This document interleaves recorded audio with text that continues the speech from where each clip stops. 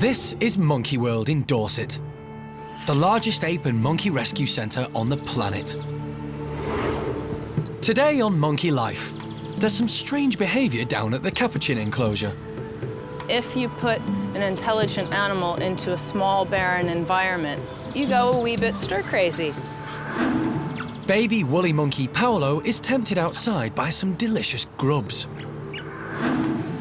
And the team have a radical plan for the third meeting between youngster Ben and alpha male Hananya. What do you feel about just not interfering for 1 minute? We'll try. I mean, yeah. But will they hold their nerve when Hananya attacks?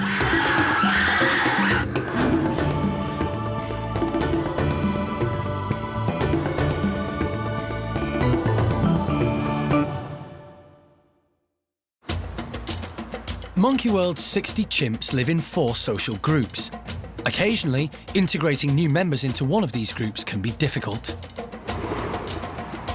Over in the office, Cara, animal director Jeremy, and visiting primate specialists Mike and Leanne Bates are watching footage of the recent unsuccessful meetings between alpha male Hananya and youngsters Ben and Pip, to help them come up with a new plan. It looked like Ben just started screaming like a madman. I don't blame him. He is really tying him up like in a ball. You know, he's like grabbing him and holding him down and thumping, and it's not kind of just like a big slap and walk away. He's... The first time Hananya met Ben, he attacked and seriously wounded the young chimp. I told you about playing with the big boys before. Yes, I did. I told you about playing with big boys like that. But the team were determined not to give up. They blunted the tips of Hananya's lethal canine teeth and introduced Ben and Pip to the group's high-ranking females in the hope that they would protect the youngsters from the alpha male. But Hananya continued to attack Ben, and the introductions had to be stopped for a second time.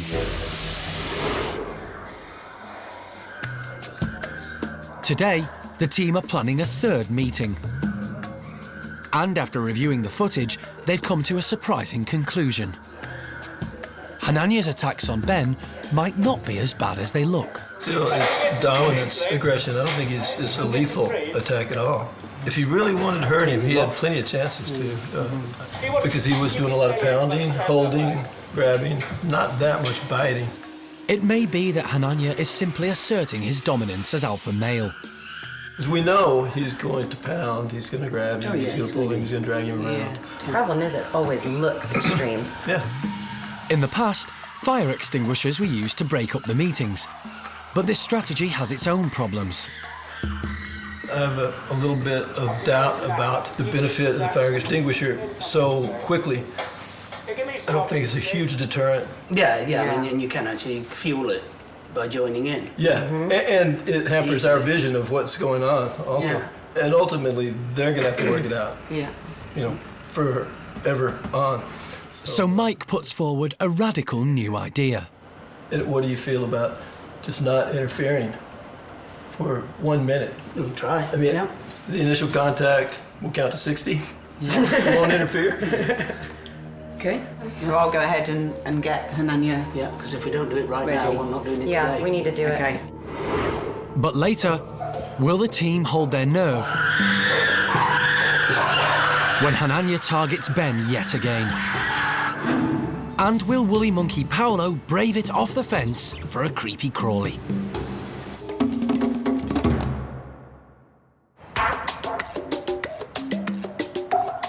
Across the park at the female capuchin house, the monkeys are in a spin.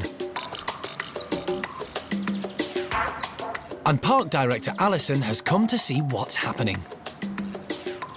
Hello, Jill. Good morning. Where's Terry gone?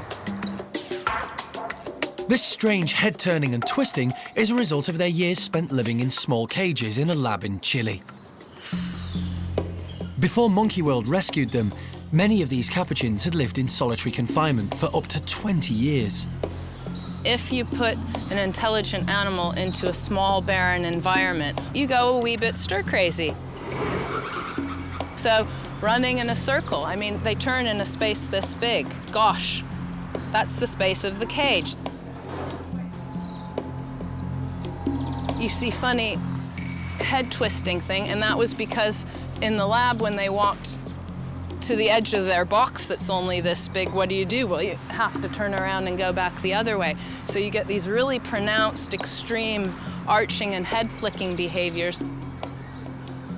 It may look alarming, but here at the park, there's a very simple way that care staff can help the capuchins shed these strange behaviors.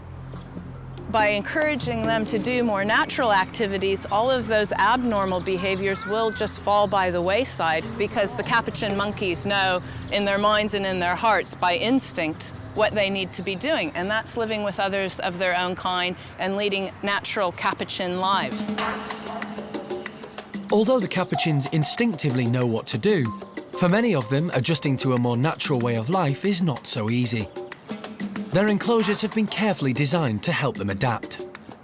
You'll see that wherever there's a hose for them to walk across, there's always a second hose just a meter or so up above the other one. So if you're a bit unsure on your feet and can't negotiate walking across that hose, there's always a tail hold. And the capuchins are also encouraged to forage for their own food. And already these guys are hunting. I see this morning they've been in the bushes hunting insects.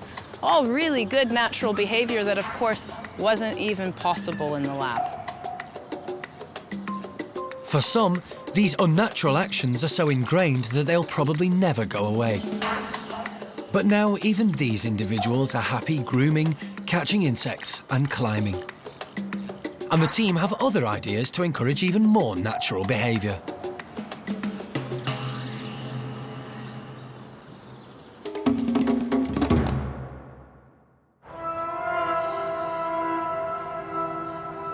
It's crunch time over at Hananya's house. Ben and Pip are about to meet alpha male Hananya for the third time. If Hananya attacks Ben, as he has done in previous meetings, the staff may be forced to remove Ben from the group permanently and separate him from his best friend, Pip. Everything hangs on this meeting. And this time, in the event of an attack, the team have agreed not to intervene for at least 60 seconds. They want to see if Hananya's display of dominance will play itself out. It's a risky strategy, but it's Ben's last option. Hananya comes in typical alpha male style, making himself look big and powerful. Good boy. He's a good boy. He's a good lad. And he immediately targets Ben. As agreed, the team hold back. But amazingly, the females step in and attack Hananya.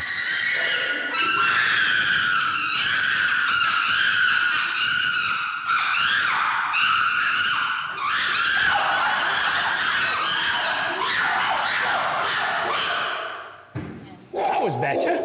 Very good. Nobody's ever defended like that. This contact lasted 56 seconds, just below the 60-second cut-off point. It seems that the team's new strategy is working, and the females are also doing their job of protecting Ben. Good girl. Was that Pip hanging on his leg? That's never happened before. Oh, that was kind of a neat thing to see. Good girl. Well done. Show him. Hananya has never been challenged before, and the experience has left him confused. And Ben is sensibly staying as far away from him as possible. I don't think I've seen a young male as calm as what Ben is when confronted with a big male. So actually that's obviously going to help a lot. Ben is a very, very, very together little boy. And when you think about what he's been confronted with and what he's gone through, again, that's helped no end, the fact that he hasn't fallen apart.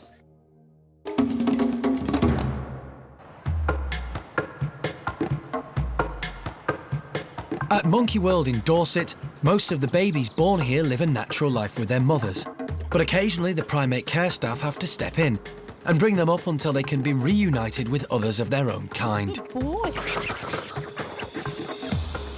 6-month-old woolly monkey Paulo has just moved into Bueno's group. He was hand-reared after being rejected by his mother, but now he's been reintroduced to the Woolies full-time and he's settling in really well. Except for one thing. He's a brave little monkey and he's slowly getting used to the outdoor enclosure, but he hasn't been daring enough to let go of that fence just yet. So to tempt him down, the group have been given a tasty treat of waxworms and crickets, hidden in a rotten log pile. Food is very important to these monkeys, as they eat up to 1/3 of their body weight every day, and they really love grubs. And Paulo's tempted, clinging onto the fence with just one hand while the rest of the troop get in there and start picking off the bugs. Just to add insult to injury, the other youngster in the group, 4-month-old Inca, has hitched a ride on her mum's back straight to the creepy crawlies.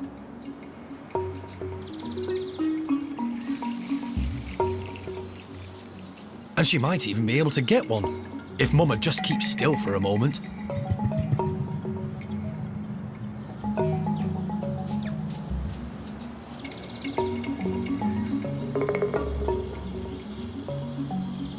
Finally, Paulo's courage deserts him. He's right back on that fence and he's not getting down for anybody.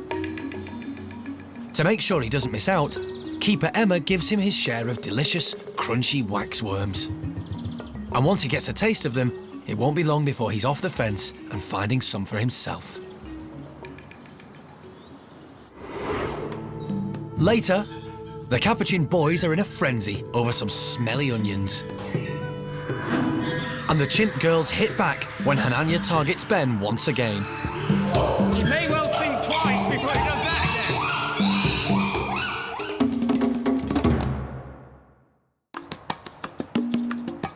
again. Across the park at the female Capuchin house, as part of the plan to encourage more natural behaviour, the team are busy planting some tasty herbs. In the wild, Capuchins rub strong-smelling leaves and fruits into their fur to act as insect repellent, and it's a great social activity too.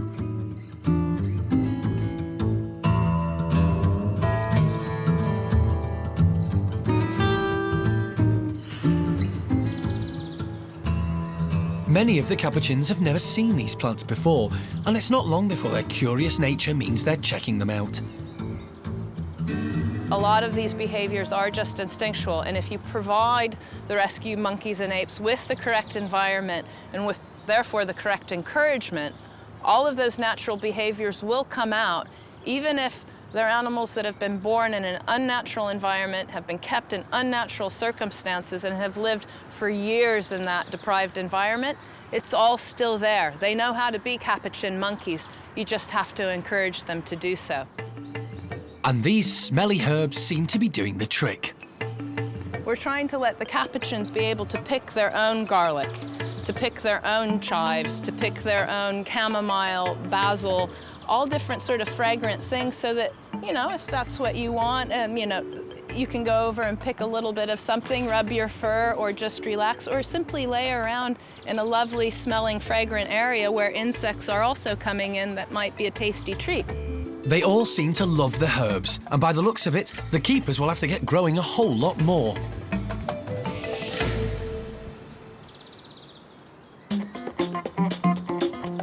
Over at the lodge, and it's the males' turn to get their own strong-smelling plants. But for them, there are no delicate herbs. They've been given something far smellier: onions. These boys love onions. Actually, they don't just love onions, they drive them completely crazy. But the tricky bit is getting the skins off first. However, they've come up with a clever solution.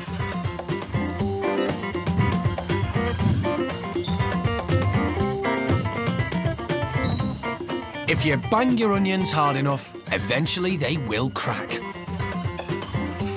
Now they've got the hang of it, the leader of the group, Gorillon, is dribbling with excitement about the prospect of getting into his onion. But like the herbs, onions aren't necessarily just for eating. And amazingly, these boys behave just like wild Capuchins as soon as they arrived from Chile.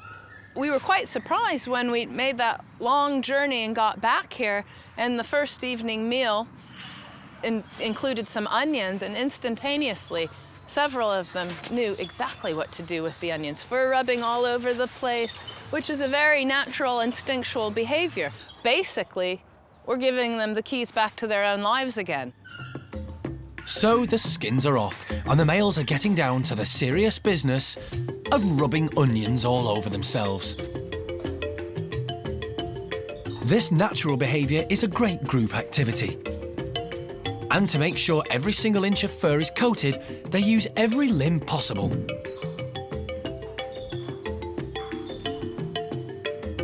Encouraging these instinctive behaviours should help prevent them falling back into their old habits of head twisting and pacing from their days in the lab. So, even if their enclosure ends up smelling terribly of odour onion, if this helps them get over their experience as lab animals and to live a more normal life, it will be worth it.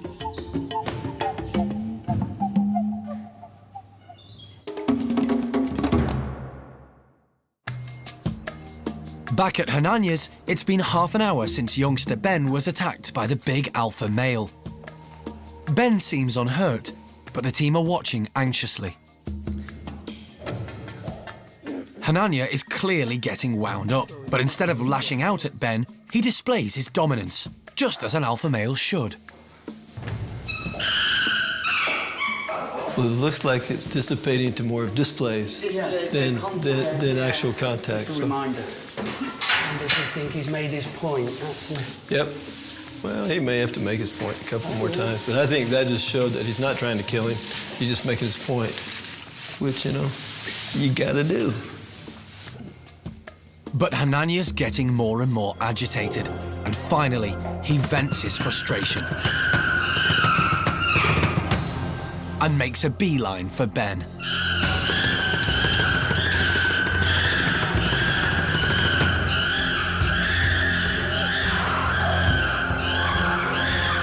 But this time, his behaviour is different. He drags Ben around and pounds him, but doesn't bite. It might look severe, but this is the kind of behaviour the team expect to see between an alpha male and a lower-ranking male. So everyone's hanging back, including the female chimps. He's pounded him, but I didn't see him open his mouth at all to bite him. But suddenly, Hananya's behaviour changes. He tries to bite Ben. And immediately, the females react.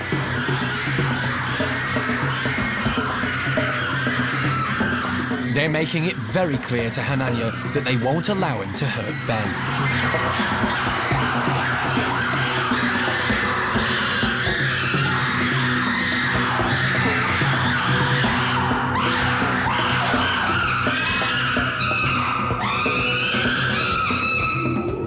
He may well think twice before he does that again. Hananya's group has now challenged him for the second time, and he's clearly shocked by what just happened.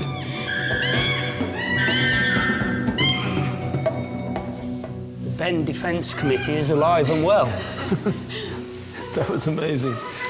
And you know, again, they were really staying back until it looked like he wanted to go after more intense after Ben. I tell you what, as soon as he went to bite him, That's what it that looked was like to me. that was They the trigger. jumped- they That jumped was the in. trigger.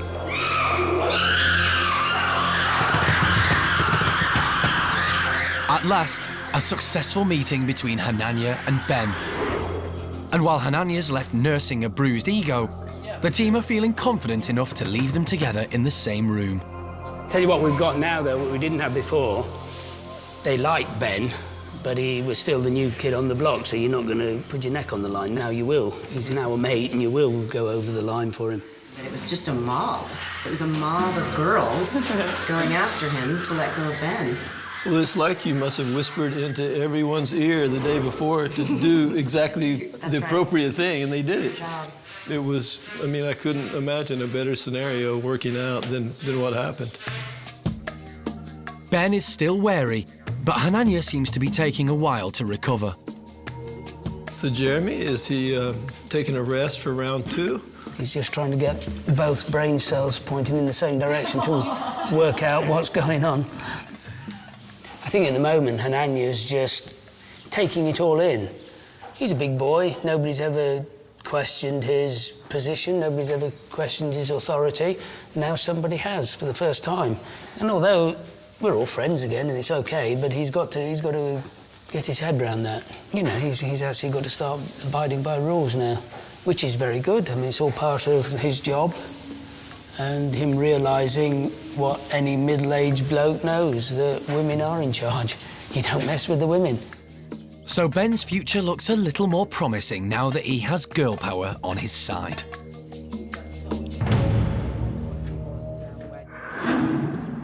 Next time, there's been a scuffle with the female capuchins, and Tia has a nasty bite wound.